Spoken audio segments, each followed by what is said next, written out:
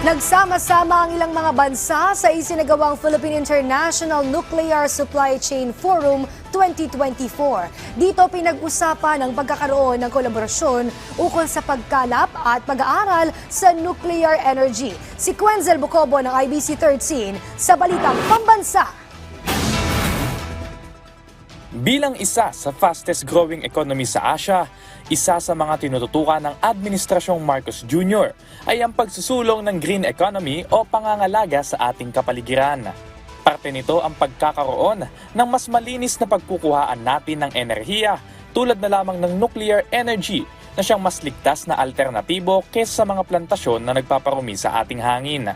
Ayon kay DOE Director Patrick Aquino, makatutulong ang nuclear energy sa patuloy na paglago ng bansa. Importante yung nuclear energy sa ating bansa kasi kung titingnan natin yung Philippine Development Plan, ambisyon natin 2040, inaasahan nating lalago yung ating ekonomiya.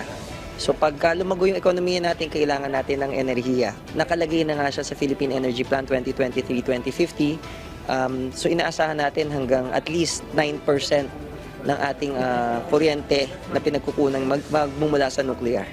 Kaugnay dito, pinangunahan ng Department of Energy ang paglunsad ng Philippine International Nuclear Supply Chain Forum 2024. Plataporma ito para pagsamasamahin ang mga delegado mula sa iba't ibang bansa tulad ng US, Japan, Canada at iba pa na magkaroon ng kolaborasyon sa pagpapalaganap ng nuclear energy.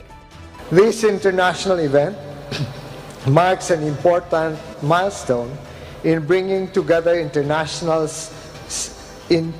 actors and experts on nuclear energy in shaping a sustainable future for the Philippines. Kasabay ng panel discussions, inanunsyo rin ang kolaborasyon sa pagitan ng US at Pilipinas na siyang magbibigay ng nasa 192 million pesos grant sa Philippine Nuclear Science Foundation para mapalakas ang nuclear research sa bansa at makapagsanay pa ng mas maraming Filipino nuclear experts.